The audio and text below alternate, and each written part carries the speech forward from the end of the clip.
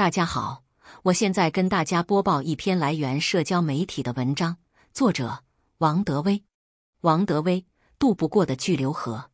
齐邦媛教授是台湾文学和教育界最受敬重的一位前辈，弟子门生多恭称为齐先生。在邦媛先生的自传《巨流河》里，齐先生回顾他波折重重的大半生，从东北流亡到关内、西南，又从大陆流亡到台湾。他个人的成长和家国的丧乱如影随形，而他60多年的台湾经验则见证了一代大陆人如何从漂流到落地生根的历程。类似巨流河的回忆录近年在海峡两岸并不少见，比齐先生的经历更传奇者也大有人在，但何以这本书如此受到瞩目？我以为巨流河之所以可读，是因为齐先生不仅写下一本自传而已。透过个人遭遇，他更触及了现代中国种种不得已的转折，东北与台湾，齐先生的两个故乡剧烈的善变，知识分子的颠沛流离和他们无时或已的忧患意识，还有女性献身学术的挫折和勇气。更重要的，作为一位文学播种者，齐先生不断叩问，在如此充满缺憾的历史里，为什么文学才是必要的坚持？而巨流河本身不也可以是一本文学作品？不少读者深为书中的篇章所动容。齐先生笔下的人和事当然有其感人因素，但他的叙述风格可能也是关键所在。巨流河涵盖的那个时代，实在说来，真是欢乐苦短，忧愁时多。齐先生也不讳言，他是在哭泣中长大的孩子。然而多少年后，他竟是以最内敛的方式处理那些原该催泪的材料。这里所蕴藏的深情和所显现的节制，不是过来人不能如此。巨流河从东北的巨流河写起，以台湾的垭口海结束，从波澜壮阔到波澜不惊。我们的前辈是以他大半生的历练体现了他的文学情怀。东北与台湾。巨流河是一本惆怅的书。惆怅，与其说齐先生个人的感怀，更不如说他和他那个世代总体情绪的投射。以家世教育和成就而言，齐先生其实可以说是幸运的。然而表象之下，他写出一代人的追求与遗憾，希望与怅惘。齐先生出身辽宁铁岭，6岁离开家乡，以后17年辗转大江南北。1947年在极偶然的机会下，齐先生到台湾担任台大外文系助教，未料就此定居超过60年。从东北到台湾，从6年到60年，这两个地方，一个是他魂牵梦萦的原籍，一个是他安身立命的所在，都是他的故乡。而这两个地方所产生的微妙互动和所蕴藉的巨大历史忧伤，我以为是巨流河全书力量的来源。东北与台湾距离遥远，幅员地理大不相同，却在近现代中国史上经历类似命运，甚至形成互为倒影的关系。东北原为满清隆兴之地，地广人稀，直到1870年代才开放汉人屯垦定居。台湾孤悬海外，也迟至19世纪才有大宗闽南移民入住。这两个地方在20世纪之交都成为东系帝国主义势力觊觎的目标。1895年甲午战后，中日签订马关条约，台湾与辽东半岛同时被割让给日本。之后，辽东半岛的归属引起帝俄、法国和德国的干涉，几经转圜，方才由中国以赎辽费换回。列强势力一旦介入，两地从此多事。以后50年，台湾成为日本殖民地，而东北历经日俄战争1905、918事变1931，终于由日本一手导演建立满洲国1932至1945。巨流河对东北和台湾的历史着墨不多，但读者如果不能领会作者对这两个地方的复杂情感，就难以理解字里行间的心声。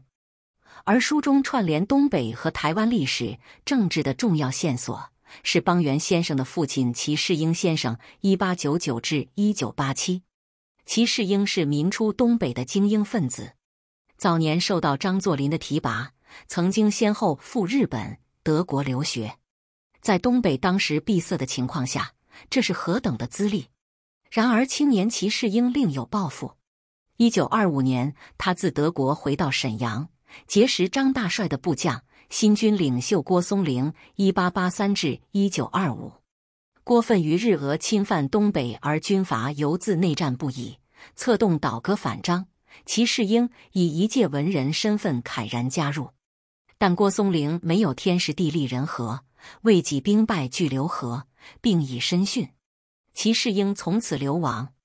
渡不过的巨流河成为巨流河回顾忧患重重的东北和中国历史最重要的一项。假使郭松龄渡过巨流河，道章成功，是否东北就能够及早现代化，也就避免918西安事变的发生？假使东北能够得到中央重视，是否满洲国就无法建立，也就没日后的抗战甚至国共内战？但历史不是假设，更无从改写。齐世英的挑战才刚刚开始。他进入关内，加入国民党，负责东北党务。与此同时，又创立中山中学，收容东北流亡学生。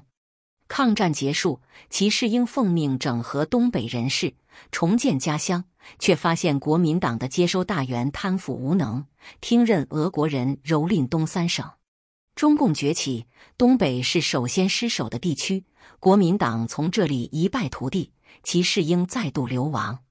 齐世英晚年有口述历史问世，说明他与国民党中央的半生局语，但是语多含蓄，而他的回忆基本止于1949年。巨流河的不同之处在于，这是出于一个女儿对父亲的追忆，视角自然不同。下文另译。更值得注意的是，巨流河叙述了齐世英来到台湾以后的遭遇。1954年，齐世英因为反对增加电费以筹措军饷的政策触怒蒋介石，竟被开除党籍。1960年，更因与雷震及台籍人士吴三连、许世贤、郭雨新等人筹组新党，几乎系狱。其为台湾的民生和民主付出了他后半生的代价。但骨子里，他的反蒋也出于东北人的憾恨。不论是东北还是台湾，不过都是蒋政权的棋子罢了。渡不过的巨流河，多少壮怀激烈都已付诸流水。晚年的齐世英在充满孤愤的日子里郁郁以终。但正如唐君毅先生论中国人文精神所谓，从惊天动地到祭天抹地，求人得人，又何憾之有？而这位东北汉子与台湾的姻缘是要由他的女儿来承续。齐邦媛应是台湾光复后最早来台的大陆知识分子之一。彼时的台湾仍受日本战败影响，228事件刚过去不久，国共内战方殷，充满各种不确定的因素。就在这样的情况下，一位年轻的东北女子在台湾开始了人生的另一页。齐先生是最早重视台湾文学的学者，也是一届台湾文学的推手。他所交往的作家文人有不少站在国民党甚至大陆人的对立面，但不论政治风云如何变幻，他们的友情始终不渝。齐先生这样的包容，仿佛来自于一种奇妙的同仇敌忾的义气。他懂得一位台湾人的心中，何尝不也有一道过不去的巨流河？巨流河那场战役早就灰飞烟灭，照片里当年那目光熠熠的热血青年历尽颠仆，已经安息。而他那6岁背井离乡的女儿，因缘际会，成为白先勇口中守护台湾文学的天使。蓦然回首，邦媛先生感叹拥抱台湾之余，他又何曾为自己生身的故乡和为他而战的人写过一篇血泪记录？巨流河因此是本迟来的书，它是一场女儿与父亲跨越生命巨流的对话，也是邦媛先生为不能回归的东北、不再离开的台湾所做的告白。4种捷径典型。巨流河见证了大半个世纪的中国史，有十足可歌可泣的素材，但齐邦媛先生却选择了不同的回忆形式。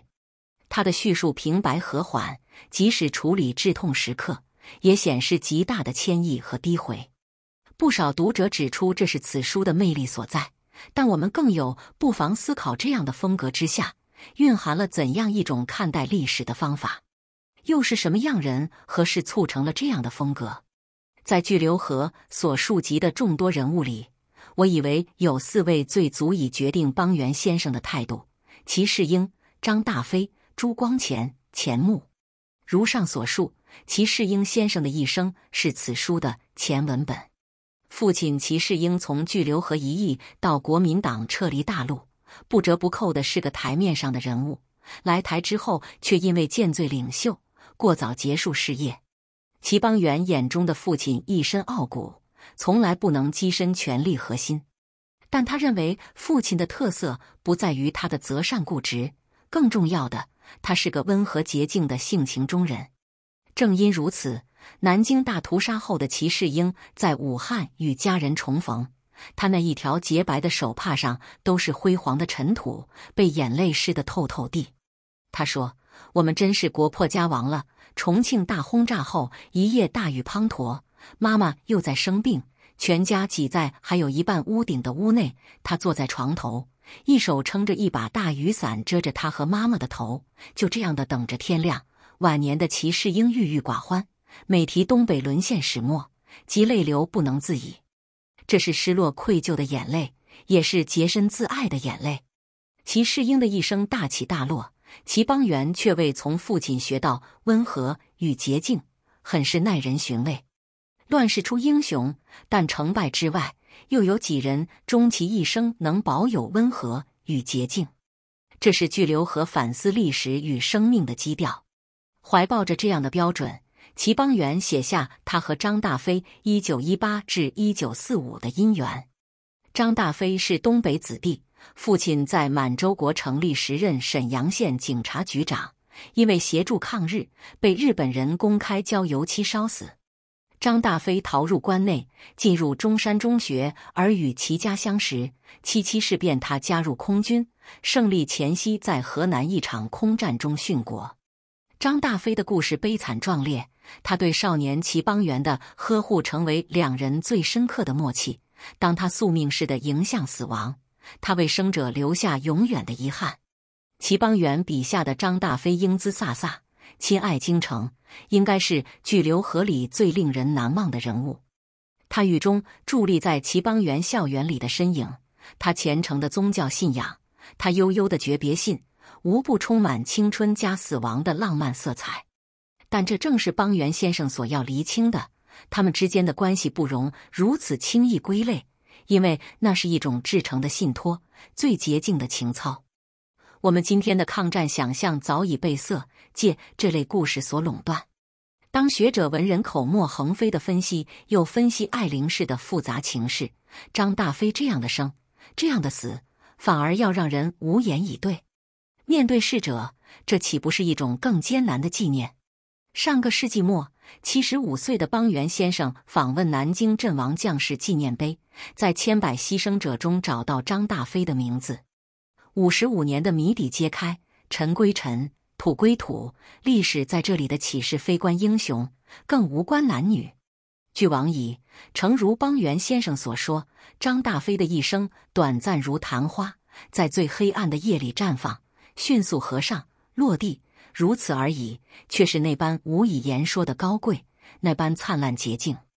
朱光潜先生1897至1986是中国现代最知名的美学家，抗战时期在乐山武汉大学任教，因为赏识齐邦媛的才华，亲自促请他从哲学系转到外文系。一般对于朱光潜的认识止于他的给青年的12封信，或是悲剧心理学。事实上，朱也是30年代京派文学的关键人物，和沈从文等共同标举出一种静谨真诚的写作观。但这成为朱日后在大陆学界争议性的起源。1935年，鲁迅为文批评朱对文学静穆的观点，一时沸沸扬扬。的确，在充满呐喊和彷徨的时代谈美、谈静穆，宁非不识时务。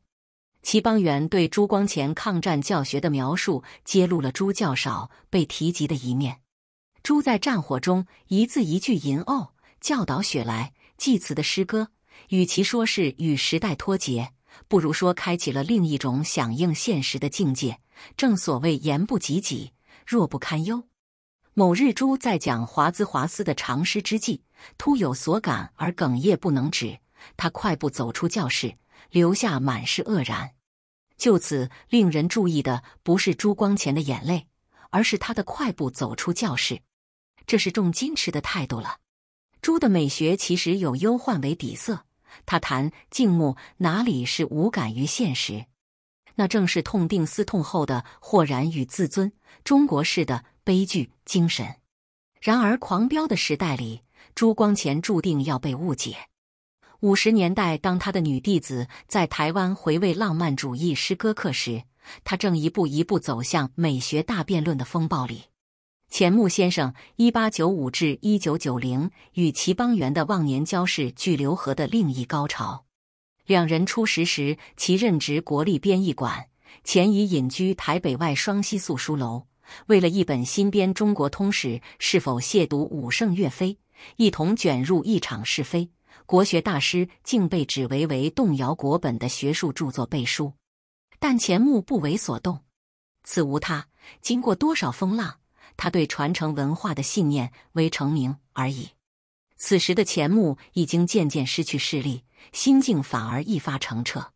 然而大陆经过文革摧残，台湾的本土运动山雨欲来，一生为故国招魂的老人恐怕也有了时不我与的忧愁。有16年，齐邦媛定时往访钱穆，谈人生，谈文人在乱世的生存之道。深秋时节的台湾四顾萧瑟，唯有先生居处阶前积满红叶，依然那样祥和灿烂。然后1990年，在立法委员陈水扁的鼓噪，总统李登辉的作事下，钱被迫迁出宿书楼，2个月之后去世。钱穆的国史大纲开宗明义，为对其本国历史略有所知者，犹必附随一种对其本国以往历史之温情与敬意。是在个人的记录里，出于对典型在溯溪的温情与敬意，历史的意义才浮现出来。3. 知识的天梯。由30年代到90年代，齐邦媛在学校一甲子，或读书求学，或为人师表，在见证知识和知识以外因素的复杂互动。他常为一生仿佛一直在一本一本的书叠起的石梯上，一字一句地往上攀登。但到头来，他发现这石梯其实是个天梯，而且在他初登阶段，天梯就撤掉了。这知识的天梯之所以过早撤掉，不仅和半个多世纪的历史动荡有关，尤其凸显了性别身份的局限。9·18事变后，大批东北青年流亡关内，其适应有感于他们的失学，多方奔走。在1934年成立国立中山中学，首批学生即达2000人。这是齐邦媛第一次目睹教育和国家命运的密切关联。中山中学的学生太半无家可归，学校是他们唯一的托命所在，师生之间自然有了如亲人般的关系。楚虽三户，亡秦必楚成为他们共勉的目标。抗战爆发，这群半大的孩子由老师率领从南京到武汉，经湖南、广西，再到四川，一路炮火威胁不断，死伤随时发生，但中山的学生犹能弦歌不辍，堪称抗战教育史的一页传奇。中山中学因为战争而建立，齐邦媛所就读的南开中学、武汉大学则因战争而迁移。南开由张伯苓先生创立于1904年，是中国现代教育的先驱，校友包括周恩来、温家宝2位国家总理，钱思亮、吴大猷2位台湾中研院院长，和无数文化名人如曹禺、穆旦、端木蕻良等。武汉大学是华中学术重镇，前身是张之洞创办的自强学堂，1928年成为中国第一批国立大学。抗战爆发，南开迁到重庆沙坪坝，武大迁到乐山。邦媛先生何其有幸，在战时仍然能够按部就班接受教育。即使在最不利的条件下，南开依然保持了一贯对教学的质的坚持。南开6年，赋予齐邦媛深切的自我期许，亦如其校歌所谓：“智勇纯真，文质彬彬。”到了乐山武汉大学阶段，他更在名师指导下专心文学。战争中的物质生活是艰苦的，但不论是南开激情孟夫子、孟至孙的中文课，还是武大朱光潜的英美文学，吴宓1894至1978的文学与人生，袁昌英1894至1973的莎士比亚，都让学生如沐春风，一生受用不尽。在千百万人流离失所、中国文化基础伤痕累累的年月里，齐邦媛以亲身经验见证知识之重要，教育之重要。然而战时的教育毕竟不能与历史和政治因素脱钩。齐邦媛记得在乐山如何兴冲冲地参加读书会，首次接触进步文学歌曲。他也曾目睹抗战胜利后的学潮，以及闻一多、张申夫被暗杀后的大规模抗议活动。武汉大学复教之后，校园政治愈演愈烈，在反内战、反饥饿的口号中，国民党逮捕左派师生，酿成6·1惨案。